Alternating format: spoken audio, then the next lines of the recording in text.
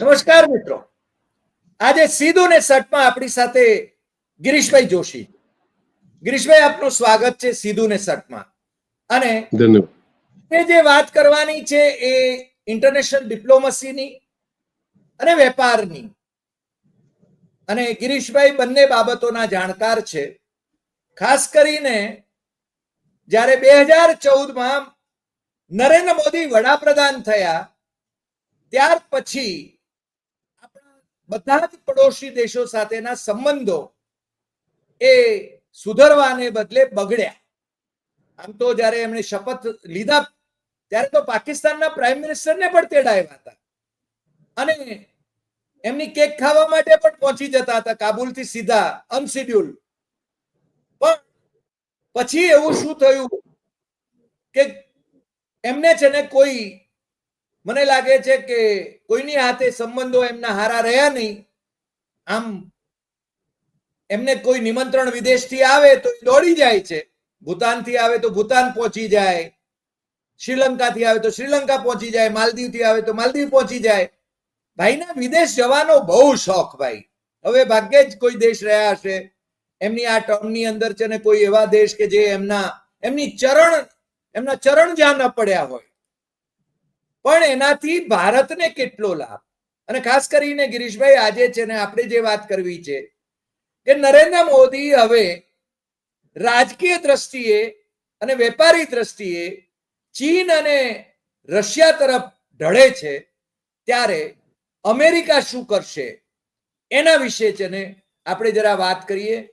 પહેલા તો મને એમ લાગે છે કે આપણા ચીન સાથેના સંબંધો કથળ્યા છે, વધારે કથળ્યા છે. પાકિસ્તાન તો ચીનનો 34મો પ્રાંત કહેવાય છે અને બાકીના દેશો જે આપણી આજુબાજુના દેશો છે ત્યાં ચીનનો પગદંડો વધેલો છે અને આપણો જે આ પ્રભાવ હતો ત્યાં છે ને પ્રભાવ ઓછો થયો છે. આવું કાં થયું ગિરીશભાઈ? ડોક્ટર સાહેબ, 48 કલાકમાં તો સમીકરણો બધા ઊંધા થઈ ગયા છે. તમે જુઓ તો જે પ્રમાણે, કારણ કે એસસીઓમાં આપણને જવાનું હતું, એસસીઓમાં આપણને ચાઇનાને ભેટ શું દેવાની હતી? કારણ કે તમારા કામ બધા અટકી ગયા. રેર અર્થ મટીરિયલ અને સેમિકન્ડક્ટર જો ચાઇના ના આપે તો 90% દુનિયાનું જ કામ બંધ થઈ જાય એમ હતું. એમાં કોણે સેટલમેન્ટ કરે? હવે જે ઇન્વેસ્ટમેન્ટ ચાઇનાથી નીકળ્યા એ બધા વિયેટનામ ને કંબોડિયા ને બધા ગયા, એ તો એ લોકોની જ બધી ત્યાં કન્સર્નો છે અને એ કામ કરી રહી છે ને એના ઉપર તમે જુઓ તો ભૂલમાં કે જાણી જોઈને અમેરિકાએ બહુ ઓછા ટેરિફ લગાડ્યા. બાંગ્લાદેશ છે, વિયેટનામ છે, કંબોડિયા છે. એટલે ઈ ચીનને કેવી રીતે મદદ કરવા માંગતો તો યા પણ, કારણ કે ચીનને તો લાલ આંખ દેખાડવાની હેસિયત અમેરિકાની હતી જ નહીં ક્યારે. અને રશિયામાં જે દબદબો દેખાડવાનો હતો ઈ યુક્રેનમાં રશિયાએ દેખાડી દીધું. રશિયાને જે રેર મટીરિયલ ને જે એની પાસે જે બધી સંપ્રદા હતી એ તો લઈ લીધી અને હવે ઘસી ના પાડી દીધી કે એના સિવાય બધું કોમ્પ્રોમાઇઝ થશે. હું તમારો 20% ભાગ તો હવે યુક્રેનને પાછો મળે નહીં. હવે એના પર વાત કરવી હોય તો તમે કરો. એટલે રશિયાએ પણ એને ટૂંકો કર્યો, ચાઇનાએ તો દાંત દીધો જ નહીં. અને એને જે ક્યારે પણ નહોતું ધાર્યું કે ઇઝરાયલને જે એને ફોરફ્રન્ટમાં ઉઘરાણી માટે રાખ્યો હતો કે જ્યાં જાય ત્યાં જઈને બદમાશી કરી આવે અને અમેરિકા સેટલમેન્ટ કરાવે, આટલા વર્ષોથી ચાલતું હતું. આ 1880 થી અમેરિકાની ગેમ હતી કે જે પણ કન્ટ્રીની અંદર પૈસા હોય, જેની પાસે મિનરલ્સ હોય, જેની પાસે સોનું હોય, એને કેવી રીતે દબાવવા, ત્યાં કેવી રીતે પોતાના માણસો ગાલવા. અને સીઆઈએ નું આ જ કામ હતું. 123 કન્ટ્રીઝની અંદર આ લોકોએ ઉથલ પાથલ કરેલી છે આવી રીતે. પણ સમીકરણો બદલાઈ ગયા. એ લોકો સાઉદી અરેબિયા, દુબઈ, યુએ બધાને એટલા માટે દબાવતા હતા કે ભાઈ ઇઝરાયલનો મોસાદ તો એટલો પાવરફુલ છે, ગમે ત્યાં અંદર જઈને મારી આવે. અને ઈદી અમીન જે એક નંબરનો કરપ્ટ માણસ હતો, એના પ્લેન એરપોર્ટ પર જઈને એટેક કર્યો ને રેડ ઓન એનટીબી એક બહુ ફેમસ એપિસોડ બન્યો હતો, જે ફેક્ટ સ્ટોરી બની હતી. ઈદી અમીનને ત્યાં હાઈજેક કર્યા હતા. હવે પછી ખબર પડી કે ઈદી અમીન એનો જ માણસ હતો. એટલે ત્યાં ડ્રામા તો અમેરિકાના 1880 થી ચાલુ છે. એટલે આપણે એ બધી ફિલ્મમાં આવી ગયા ને ત્યારે ચાઇના, રશિયા કે બીજો કોઈ એવો પાવર એટલો આગળ વધેલો નહોતો. 2008માં જયારે રશિયાએ ડિક્લેર કર્યું કે ભાઈ હું $32 મારા ડેવલપમેન્ટ માટે રાખીશ અને હું જે મારી પાસે મિનરલ્સ છે એ વેચીશ, એ વખતે અમેરિકાએ ઓપેક કન્ટ્રી સાથે મળી અને ગેમ કરી કે ઈ તમે જો તો 2008માં સૌથી વધારે ક્રૂડ મોંઘું થયું હતું, $148 કર્યા હતા એ લોકો. ઈ $32 રશિયાના સાયફન થઈ ગયા અને ઈ પાછો 10 વર્ષ પાછળ ઠેલાઈ ગયો. ઈ તમે જુઓ તો પછી 15-18 ની આસપાસ એને નક્કી કર્યું કે એના કરતા પડોશી પેલો આપણો ભાઈ થાય, એટલે ચાઇના સાથે એને ટાઈપ કર્યું અને ચૂપચાપ એ લોકો કામ કરતા રહ્યા. ચાઇના પાસે રિસોર્સિસ રશિયા પાસે હતા, ડેવલપમેન્ટ કેપેસિટી અને મેન્યુફેક્ચરિંગ ઊભું કરવાનું સસ્તું અને ગવર્મેન્ટ સબસિડી ચાઇના પાસે હતું. ઈ બે ભેગા થયા. પણ એ વખતે આપણી બદનસીબી હતી કે આપણે ચાઇના ને પાકિસ્તાનને આપણા દુશ્મન ગણાવી, કારણ કે એ આપણને લોકલ પોલિટિક્સ ની અંદર બહુ કામ આવતું હતું. આપણે એ લોકોની કેપેસિટી સમજ્યા જ નહીં. પછી ધીરે કરીને તમે જુઓ, ઈરાને પણ ચૂપચાપ પોતાનું, આજે પણ વર્લ્ડની અંદર બેસ્ટ મિસાઇલ્સ કોઈ બનાવી શકતું હોય તો ઈરાન હતું. ઈરાનની અંદર પણ મોસાદના માણસો હતા, જે અત્યારે તમે જોયું કે 36 જણાને પકડીને લોકો જાહેરમાં ફાંસી આપી દીધી. અને પછી જે રીતે એને ઇઝરાયલને ખતમ કર્યો, હવે બધા ક્યાં એટેક બંધ થઈ ગયા? જો ઇઝરાયલ એટલો જ બધો પાવરફુલ હોય અને અમેરિકા ફૂલ સપોર્ટ કરતો હોય તો એના એટેક કેમ બંધ થઈ ગયા? કારણ કે ટેલ અવીવ તમામ ખતમ કરી નાખ્યો. એ લોકોના મોસાદના હેડક્વાર્ટર ખતમ થઈ ગયા. માણસો ત્યાં અત્યારે એની વિરુદ્ધ પડી ગયા છે નેતન્યાહુની. એટલે ઈરાન પણ એક ઉભરતો આવ્યો અને ઈરાન, રશિયા અને ચાઇના ભેગા હતા. એ હવે એ લોકોને ખબર પડે છે. એટલે સાઉદી અરેબિયાએ પણ પોતાનો રૂખ બદલાવી નાખ્યો. સાઉદી અરેબિયા અત્યારે બ્રિક્સમાં સપોર્ટ કરવા તૈયાર છે. 2023ના જે પેટ્રો ડોલરની જે દાદાગીરી ખોટી રીતે એગ્રીમેન્ટ કરાવી એ વખતેના સાઉદી અરેબિયાના કિંગ સાથે જેને કરી હતી, એ 2023માં હમણાંના એમએમએસે ના પાડી દીધી કે હું રિન્યુ નહીં કરું અને હું મને જે કરન્સીમાં પહોંચાશે એમાં હું વેચીશ, અને એ ચાલુ થઈ ગયું. એ ચાઇનાને પોતાની કરન્સીમાં આપે છે. આની અંદર એક શું છે, હમણાં રાજીવ રંજન સિંઘે એક બહુ સારો રિસર્ચ પ્રોગ્રામ કર્યો હતો. મને લાગે છે જસ એને આપવો પડે, કારણ કે બહુ નવી ચીજ કાઢી આવ્યો હતો. એને કીધું કે એક આર ક્લબ ચાલુ થયો ચૂપચાપ, જેનો દુનિયાને ધ્યાન નહોતું. આર ક્લબ કના હતા કે જે લોકોની કરન્સી આર થી ચાલુ થાય ને, એ એક આર ક્લબ થયું. એટલે ચાઇનાની થઈ રેમની બી, જે ઓરિજિનલ છે રિયાલ આપણે આમાં યુઆનમાં, એને રેમની બી કહેવાય છે. પછી રશિયાનો રૂબેલ, સાઉથ આફ્રિકાનું રેન્ડ, ઇન્ડિયાનો રૂપી, હા, બ્રાઝિલનો રૂપિયા, ઇન્ડોનેશિયાનો રૂપિયો, અને ઈરાનનો રિયાલ અને સાઉદી અરેબિયાનો રિયાલ. આજે આર ક્લબ થયો. એ લોકોએ બહુ વહેલું નક્કી કરી નાખ્યું હતું કે આપણે આપણી કરન્સીમાં ટ્રાન્સલેટ કરશું અને આપણે આપણો વોલ્ટ ઉભો કરશું. અને આ જ કન્ટ્રીઓ હતા જે લોકોએ છેલ્લા 5-7 વર્ષથી સોનું ભેગું કરવાનું ચાલુ કર્યું.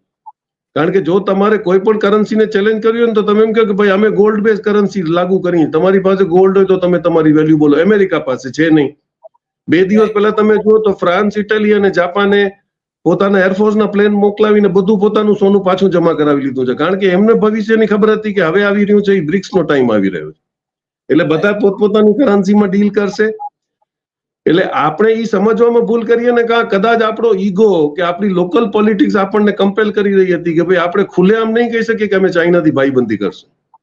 હવે જેવું તમે એસસીઓમાં આવ્યું તો આપણે આગળ ડિસ્કસ કરી ગયા કે એના અઠવાડિયું પહેલા રિઝર્વ બેંકને એકદમ સપનું આવે છે કે ભાઈ આપણે તો વોસ્ટ્રો એકાઉન્ટ ખોલાવવા જ પડે. બધા અલગ અલગ કન્ટ્રી વાળા કેવી રીતે પૈસા આપશે? એટલે તમે 4 બેંકોને નોમિનેટ કરીને કીધું કે વોસ્ટ્રો એકાઉન્ટ તમે ખોલો, જેનામાં જે કરન્સીમાં રૂપિયા આવે એમાં રાખજો અને જરૂર પડે તો પાછા એમને આપજો.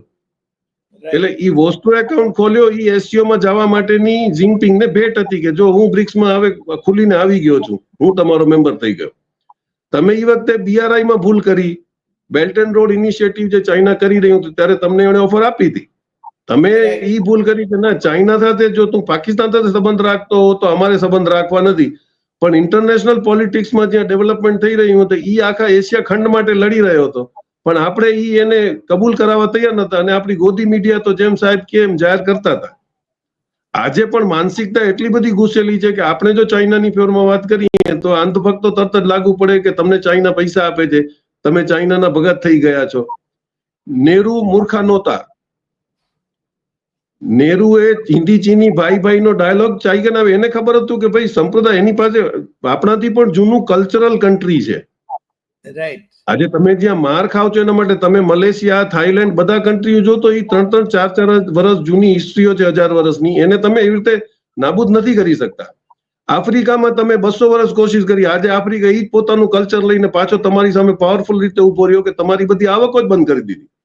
આજે આફ્રિકા ઇઝ ફોર આફ્રિકન્સ ઈ ડાયલોગ બહુ ભયંકર ચાલ્યો અને બધા અત્યારે જે પણ એ લોકોના બેસાડેલા રાજા, પ્રાઇમ મિનિસ્ટર કે પ્રેસિડેન્ટ છે, એની પર પબ્લિક રોડ ઉપર આવી ગઈ છે કે ભાઈ તું એક પણ માલ બહાર જવા દઈશ તો અમે તમારી સામે વિદ્રોહ કરશું. અને એ આફ્રિકાનું આખું સમીકરણ બદલાઈ ગયું.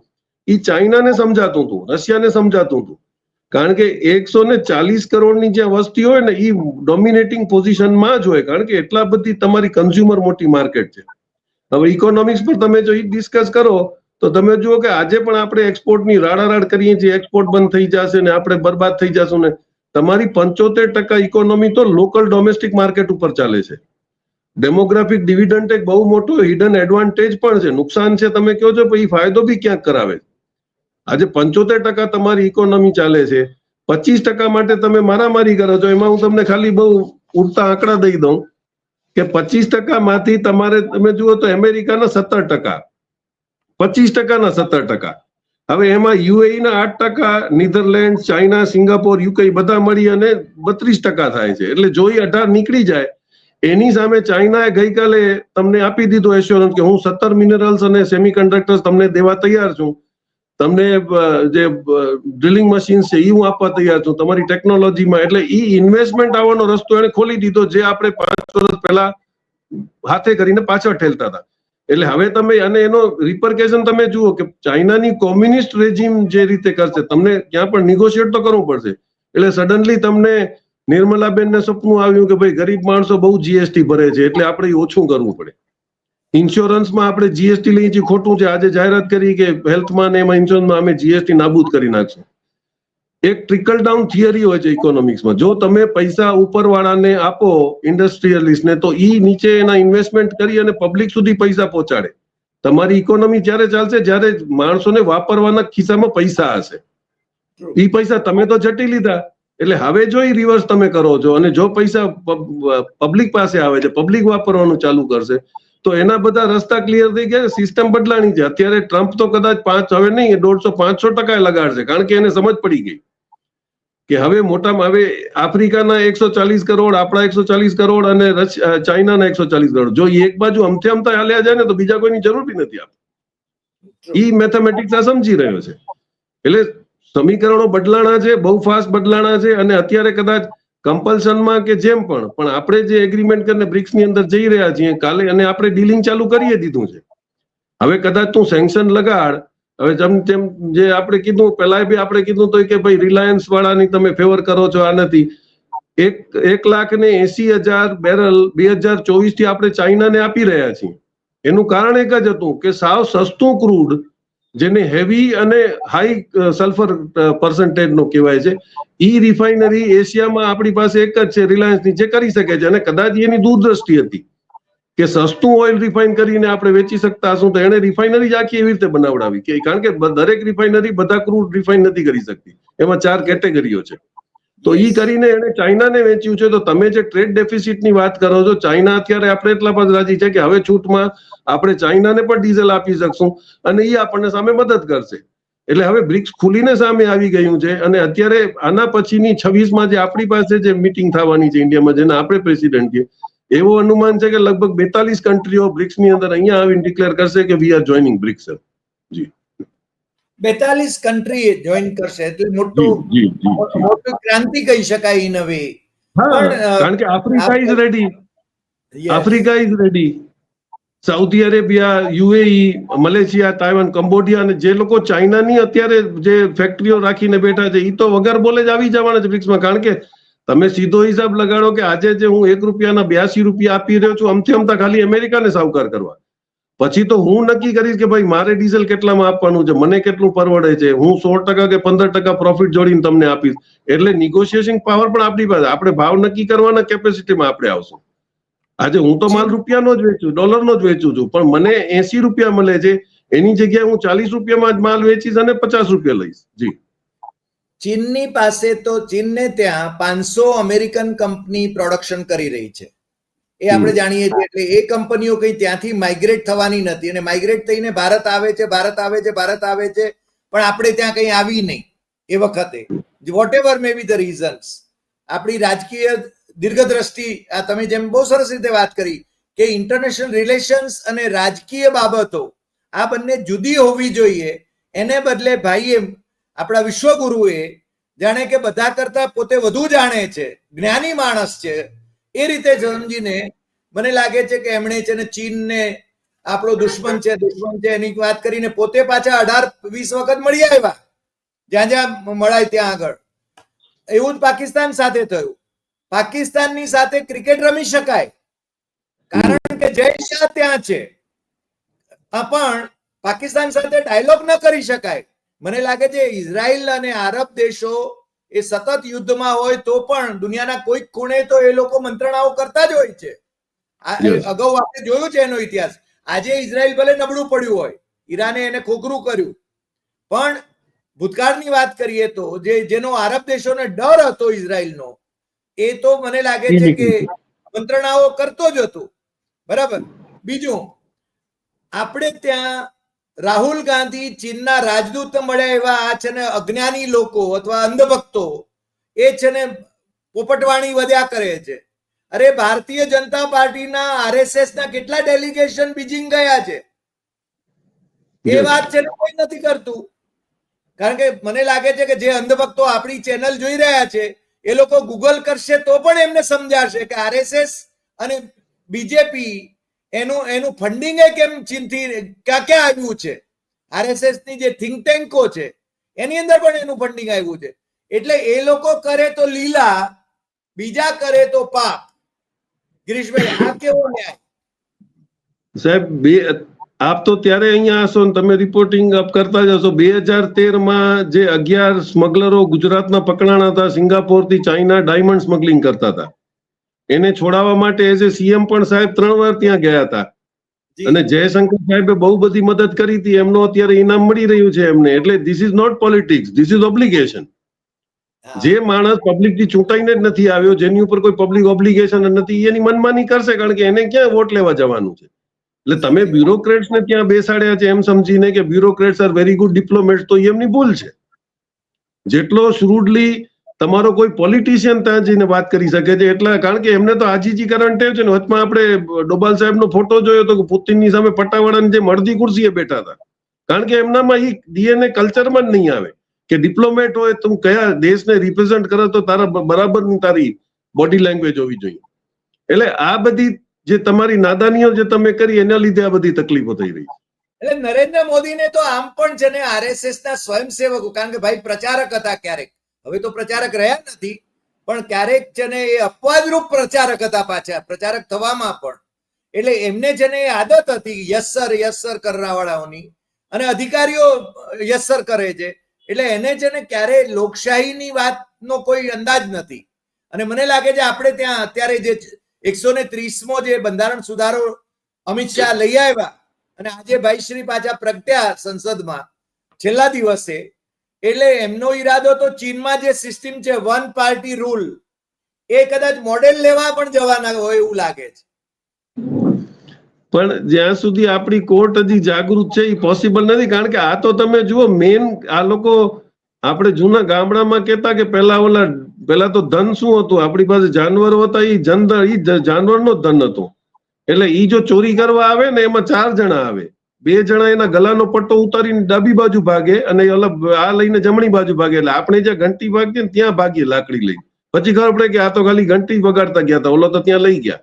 એટલે એમનું કામ એવું છે. અત્યારે ઘંટડી વગાડવાનું શુંના માટે કે રાહુલ ગાંધીના 2 મુદ્દા, ઇલેક્શન કમિશનરની ચોરી અને એસઆઈઆર, એ એટલો બધો જાજુ પ્રચલિત થઈ રહ્યું હતું કે હવે તમારે મીડિયાનો ધ્યાન ક્યાંથી ખેંચવું, અને બહુ સક્સેસફુલી ખેંચી ગયા. મને 2 ફોન આવ્યા, મેં કીધું ભાઈ એના પર તમે ડિસ્કશન ન કરો, તમે જૂની અલગ ચાલુ રાખો કે ભાઈ એસઆઈઆર નું શું થયું ને ઇલેક્શન કમિશન થયું ને ધનખન ક્યાં ગયા, એ તમે બધું ભૂલી જાઓ. એટલા માટે હવે આવું લઈ. એમને ખબર છે કે એવી રીતે એટલું જલ્દી નહીં થાય. કોર્ટ્સ આર સ્ટીલ ધેર, અને કોર્ટની અંદર ઇવન હાઈકોર્ટ એનું જ્યુરિસ્ડિક્શન છે કે યાને જો એરેસ્ટ કરે તો they can go there and gate released. એટલે એટલું બધું સહેલું નથી, પણ એટેન્શન ડાયવર્ટ કરવા માટે આ બહુ સારો ગટલું હતું એમ. નહીં, સુપ્રીમ કોર્ટ આને છે ને કાયદો બન્યા પછી પણ સુપ્રીમ કોર્ટ એને રદ કરી શકે એમ છે. ઇવન હાઈકોર્ટ તમે એરેસ્ટ કરે તો 24 કલાકમાં હાઈકોર્ટ તમને છોડી શકે છે. હું જરૂર, કારણ કે કોર્ટ તો હજી જીવિત છે. કાયદાને આ જે કાયદો એ બનાવવા માંગે છે, સુધારો કરવા માંગે છે બંધારણમાં, એને યસ. પણ ગિરીશભાઈ, છેલ્લો સવાલ મને એ કહો કે આ વિશ્વગુરુ અત્યારે વિશ્વના મંચ ઉપર કઈ ભૂમિકામાં છે? ના, અત્યારે તો હવે આપણે જો તુમકો પસંદ હોય બાત કરેંગે પોઝિશનમાં આવી ગયા. કારણ કે તમે કોને ચેલેન્જ કરશો? ઈરાનને, ચાઇનાને, રશિયાને, બધાને તમારે માલ વેચવાનો છે. તમારે અત્યારે તમે જો પ્રોડક્શન, હમણાં જ મેં આપને મેસેજ મોકલ્યો કે રિલાયન્સ, અદાણી અને જિંદાલ ત્રણે તૈયાર જ બેઠા છે ચાઇનામાં જઈને પોતાની મશીનરી નિગોશિએટ કરવા માટે, કારણ કે એમને પણ પ્રોડક્શન કોસ્ટ નીચે કરવી છે. એટલે આ તો બધા મોકાની રાહ જોઈને બેઠા. વેપારી, ગવર્મેન્ટ પોલિસીઓ વેપારી માટે જ બનાવે, એટલે પોલિસી શું બનવાની છે એ વેપારીને બન્યા પહેલા ખબર જ હોય ને, ઈ જ જઈને કે આટલું કરો તો લાભ થશે. એટલે ગવર્મેન્ટ પોતાની રીતે કોઈ પોલિસી બનાવીને પરિસ્થિતિ નહીં. પણ આપણે ક્યાં ભૂલ કરી ગયા, જે આપણે ટાઇટલ સાથે વાત કરી કે ઇન્ડિયા અને પાકિસ્તાન સાથે તમારા 3,323 કિલોમીટરનો પ્રોબ્લેમ છે. એમાં જમ્મુ કાશ્મીર સિયાચીન ગ્લેશિયર, પછી કારાકોરમ ટ્રેક 1860, આપણે ચાઇના સાથે પણ જે ટેરેટોન કોર્ટમાં 1963 ની અંદર એક સીઝ ફાયર જેવી પોઝિશન હતી કે ભાઈ હવે આને કોઈ ડિસ્ટર્બ નહીં કરે, અને ઈ 1968 ને ટ્રિબ્યુનલ એવોર્ડની સાથે બી આપણે સરક્રીકમાં પણ સેટલમેન્ટ કરી લીધું હતું. તો એ ઓચિંતું 2014માં બધું ઉપડ્યું શું કામ? ઇન્ડોનેશિયા, આપણે ઇન્ડિયા નેપાળની પણ 1751 ની જે એમાં 1816માં ટ્રીટી ઓલરેડી થઈ ગયેલી હતી. ત્યાર પછી કોઈ ડિસ્ટર્બન્સ નહોતું. પછી કાલાપાની, લિમ્પુકિયા અને લિમ્પુ લેકમાં એ બધા અત્યાર સુધી શાંત જ હતા ને, કારણ કે ડિસ્પ્યુટેડ એરિયા હોય અને તમારે મતલબ વગરનો કોઈ છેડવાનું કોઈ રીઝન હોતું નથી. ઈ વખતે તમને બોર્ડરનો ઇમ્પોર્ટન્સ હતો કે આપણે સામે કેમ્પ બનાવીને રાખવું હોય, તીરકામઠા કેટલે સુધી જશે એના ડિસ્ટન્સ જોવાના. હવે તમારા તીરકામઠા તો 3,000 કિલોમીટરથી આવવાના છે. તમારે જમીન ઉપર કોઈ લડાઈ લડવી જ નથી. તો વોટ વોઝ ધ સેટલમેન્ટ અને કરવું, અને એની અંદર ઘણા ડિફેન્સના અંદરના પણ એવા મેસેજ હતા કે જેટલા પણ પછી સીડીએસ ને એ લોકો આવ્યા ને, એ લોકો લડાઈ થશે ઈ ચક્કરમાં ઘણા બધા કન્સ્ટ્રક્શન કરાવી અને પોતે પૈસા ખાઈ ગયા હતા. એમણે તો મિનિસ્ટ્રીને બીવડાવ્યું કે હવે આપણે અહીંયા તો બોર્ડર રોડ તો બનાવવો જ પડે, આ લોકો અહીંયા આવી ગયા, અહીંયા ત્યાં આવી ગયા. નહીં તો તમારો આખો એરિયા જે તમે જુઓ તો એની અંદર 2 જગ્યાએ જ્યાં ચાઇનાએ તમને ડિસ્ટર્બ કર્યા એ સિયાચીનની અંદર કર્યા છે. એનું કારણ શું છે કે જ્યારે BRI-માં એણે કીધું હતું કે હું અહીંયાથી રોડ કાઢીશ, તો તમારે એની સાથે પાર્ટનરશિપ કરી લેવી હતી. પાકિસ્તાને ગ્વાદર પોર્ટ ઉપર કરી, આપણે ઈરાને ચાબાર પોર્ટ ઉપર કરી. તો એ તો બેલ્ટ એન્ડ રોડ ઇનિશિયેટિવમાં તમારી જમીન નતો ખાવા આવતો ચાઇના, એ તો તમારા પટ્ટાની અંદર, અને મલેશિયાથી યુરોપ સુધી પહોંચે છે. કોઈ કન્ટ્રીને વાંધો નથી. આપણે કયા વટમાં આવીને કહી દીધું કે અમને તો BRI મંજૂર જ નથી, પણ તારા મંજૂર ન કરવાથી રોડ નહીં અટકી જવાનો. એટલે જ્યાંથી રોડ નીકળે છે ત્યાં તમને તકલીફ છે. અત્યારે ચાઇના સાથે પાકિસ્તાનમાં ગ્વાદરમાં એટેક થયો, ચાઇનાની જે વેપારીઓ અને જે ઇન્વેસ્ટર્સ ગયા હતા એને એમ કીધું કે બલુચિસ્તાની આતંકવાદીઓ મારી નાખ્યા. ચાઇનાએ કોઈ રિએક્ટ ન કર્યું. ચાઇનાએ તરત જ પોતાનો જે રોડ હતો એ અફઘાનિસ્તાન તરફથી ટર્ન કરી નાખ્યો. એટલે હવે જે ફાયદો થશે એ ઈરાનના ચાબાર પોર્ટને થશે. ગ્વાદર ઉપર ટ્રાફિક ઘટી ગઈ. ડિપ્લોમેસી બિઝનેસ સાથે અને પોલિટિક્સ સાથે કોઈ દિવસ ભેગી જાતી નથી, અને ચાઇનાનો એ જ રૂટ છે કે ભાઈ એ જે ડિસ્પ્યુટ હોય આપણે એ લોકો લડ્યા રાખશે. ધંધો કરવો છે ધંધાની રીતે કરીએ. પછી તમે જુઓ તો મ્યાનમાર સાથે આપણા 1673, એમાં એક આપણે કઈ બરોબર હાલતું હતું. BSF બરોબર ત્યાં ચોકી કરતી હતી, માણસો કંટ્રોલમાં હતા. 2018માં આપણને ફ્રી મુવમેન્ટ એરિયા આપણે ડિક્લેર કરી દીધો. કેટલો? 16 કિલોમીટર આ બાજુ, 16 કિલોમીટર આ બાજુ. એ શું કામ કર્યું કે હવે તમે કહી શકો કે ત્યાંથી રોહિંગ્યા આવી રહ્યા છે. કારણ કે તમારે એ રોહિંગ્યાનો મુદ્દો ઉપાડવો હતો એટલે તમે એ બોર્ડર 16 કિલોમીટર ખુલ્લી કરી. કોણે તમને કીધું? એટલે આજે બધા ગટકડા હતા કે ભાઈ પહેલા એનાથી ગુનો કરાવો એટલે પછી આપણે ચીલાવી શકીએ. એટલે તમે મ્યાનમારમાં પણ આ ભૂલ કરી ગયા. ભૂટાનની અંદર પણ ભૂટાન અને ચાઇનાની બોર્ડરનો ડિસ્પ્યુટ હતો, એમાં આપણે કૂદી પડવાની કોઈ જરૂર નથી. ઈ કૂદી પડીને આપણે બેયથી દુશ્મની કરી લીધી. એટલે આજે બધી આપણી ભૂલો થયેલી છે. 2017માં ડોકલામમાં થયું, એની પહેલા ભૂટાનમાં થયું, ત્યારે આપણે એમાં કૂદી પડ્યા હતા, એનો નતીજો ડોકલામ નીકળ્યો. એટલે તમે સિસ્ટમેટિક જુઓ તો આપણે ક્યાંય પણ પડવાની જરૂર નથી. બાંગ્લાદેશ સાથે આપણું પ્રોબ્લેમ ચાલતું હતું, ઈ પણ તમે જુઓ તો આપણે 2015ની અંદર 162 એન્કલેવ ઉપર આપણે સહેમતિ સદાવી. એમાં 111 આપણે લઈ લીધા અને 51 બાંગ્લાદેશને આપ્યા. એના પછી કોઈ ડિસ્પ્યુટ હતું નહીં. તો ઈ વખતે તમે અત્યારે ચિકન નેક ઉપર એમ કહો છો કે આર્મી રાખવી પડે ને પાકિસ્તાનની આર્મી આવી ગઈ, તો તમે ઈ વખતે હોશિયારીથી ચિકન નેકને શું કામ નિગોશિએટ ન કર્યો? જે તમારો 12 કિલોમીટરનો પટ્ટો છે ને હંમેશા તમને નોર્થ ઇસ્ટ માટે નડે છે, તો તમારી હોશિયારી હતી અને શેખ હસીના તમારી બધી વાત માનતી હતી, તમારે ત્યારે કરાવી લેવું.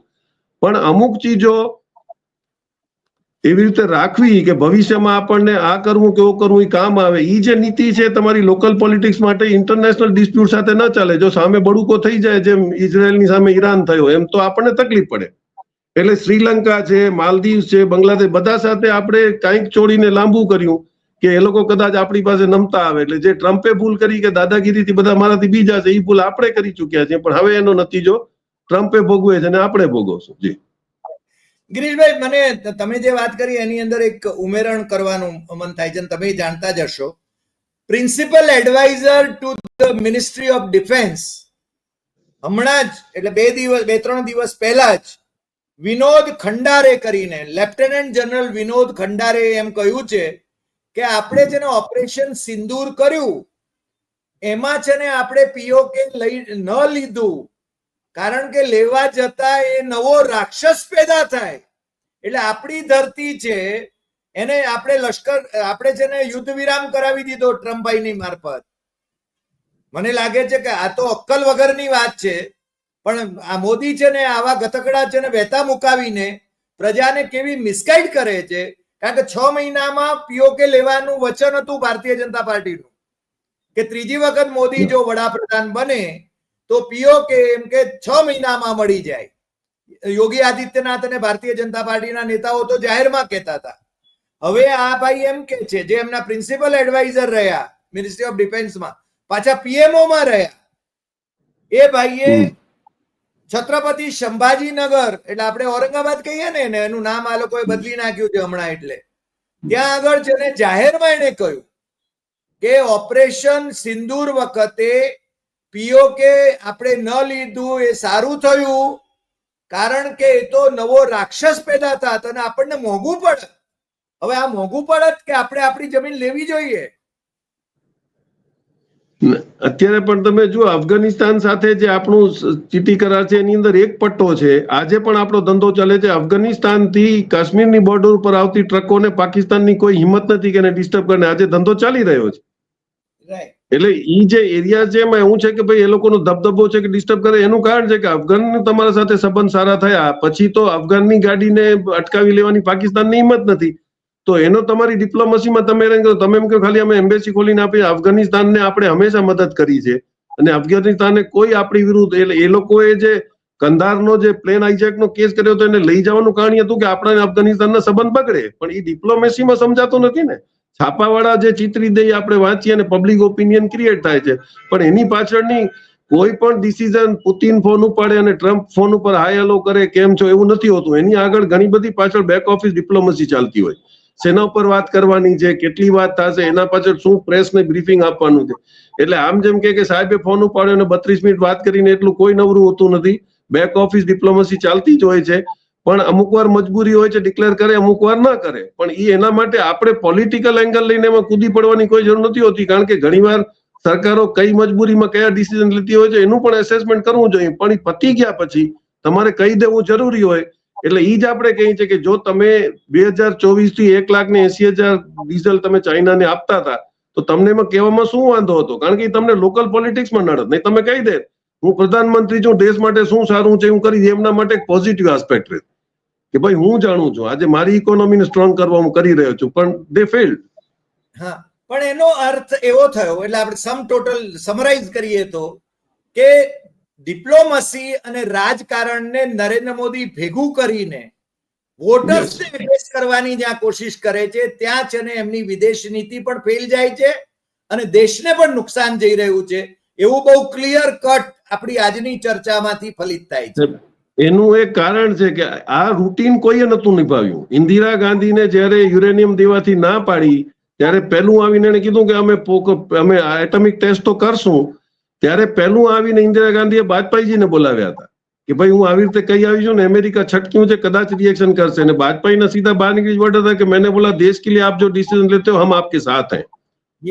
એટલે ઈ તમે ભૂલી ગયા. તમે તો આંખ મલાવીને વાત કરવા, કારણ કે તમે એમને પોતાની પર્સનલ દુશ્મનાવટમાં લઈ લીધા છે. આજે પાર્લામેન્ટની અંદર they are all representative of the people, એટલે બધાનો વજન સરખો હોય.